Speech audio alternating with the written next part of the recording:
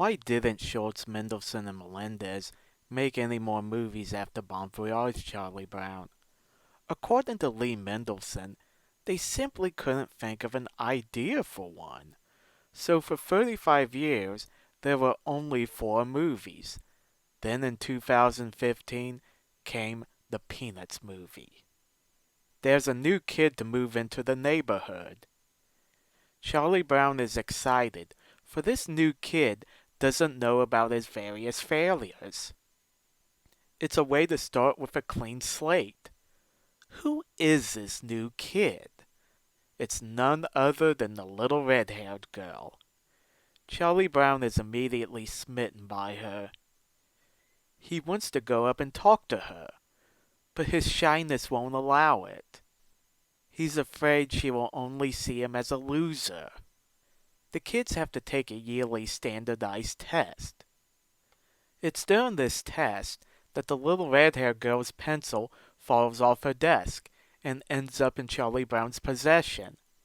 He notices that there are teeth marks on the pencil, meaning that she nibbles her pencil, just like him. So they have something in common. He would hold on to this pencil throughout the movie. A subplot shows Snoopy writing a novel about the World War I flying ace and his fight against the Red Baron. In it, he meets a girl dog named Fifi and falls in love. This novel actually ties into what's going on in Charlie Brown's life. It never felt like filler, the way the scenes from A Boy Named Charlie Brown did. Anyway, Charlie Brown tries to impress the little red-haired girl, with some help from Snoopy. First, Charlie Brown enters the school talent show. He was to do a magic act. Once he sees everyone making fun of Sally's act, Charlie Brown decides to help her out instead. She wins first prize, while he gets an embarrassing picture printed in the school paper. Later, he learns that the little red-haired girl loves to dance. So with some dance lessons from Snoopy, Charlie Brown learns to dance for the school dance. He does very well, until he slips and falls, causing his shoe to fly off and hit the sprinklers, ruining the dance. Things are looking bad for Charlie Brown. Then the test scores are posted. It turns out that Charlie Brown got a perfect score. He basically becomes a celebrity, and Sally cashes in on his fame. Although he enjoys his newfound fame, Charlie Brown does wonder if people actually like him, and not just the fact they think he's a genius. I'm impressed that the filmmakers didn't give him a fat head due to his fame. Anyway, Charlie Brown is assigned as the little red-haired girl's partner for the school book report. Only she's away taking care of her sick grandma. So Charlie Brown takes it upon himself to do the report by himself. He reads War and Peace, ignoring all requests to play just so he can focus on it. Later, Charlie Brown is about to receive an award for his perfect score. Once he finds out he accidentally switched tests with Peppermint Patty, he admits it at the ceremony, rather than trying to hide it. How did Peppermint Patty get a perfect score? Dumb luck. As for the book report, Linus read it and felt Charlie Brown showed a deep understanding of a complex book, only to have that report accidentally destroyed. As usual, Charlie Brown can't catch a break. On the last day of school, everyone was to choose a pen pal. To his surprise, the little red-haired girl chose to be his pen pal. Why did she choose him? With some encouragement from Linus, Charlie Brown confronts her. It turns out that the little red-haired girl looked past his failure and saw what a sweet guy he is.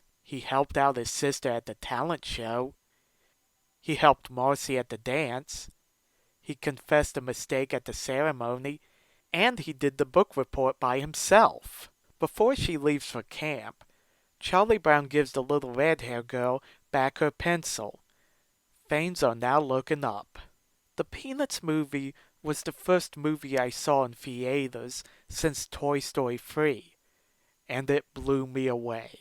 I was worried that it was just going to be a bunch of comic strips strung together like the specials after Schultz's death, or something too different from the strip. To my surprise, it was neither.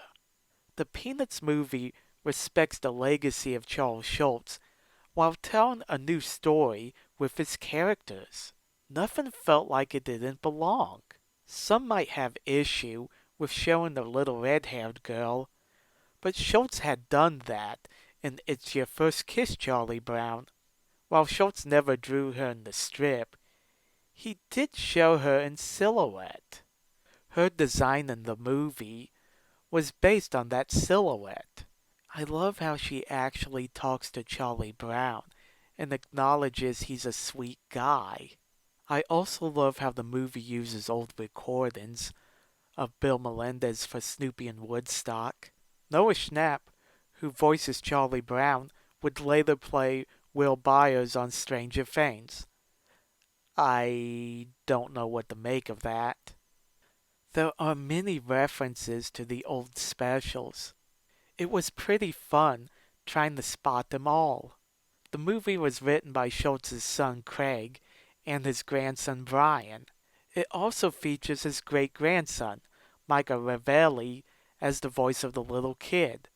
So in a way, the Peanuts movie is a family project. The characters do look good in CG. Even though I prefer them in traditional animation, the CG is beautiful. After the movie's release, the Schultz family admitted they weren't in a hurry to make a sequel. To be honest, I respect that. Sure, I would like to see another movie, but I like how they're not trying to milk the franchise. What I love about all the Peanuts movies is that they are self-contained stories. None of them are connected in any way. Whenever they get around to making another movie, I hope they follow that example. Now for my ranking for the Peanuts movies. Number 1 is a tie between the Peanuts movie and Bon Voyage Charlie Brown. Number 2 is Race for Your Life Charlie Brown. Number 3 is Snoopy Come Home. And at number 4, A Boy Named Charlie Brown.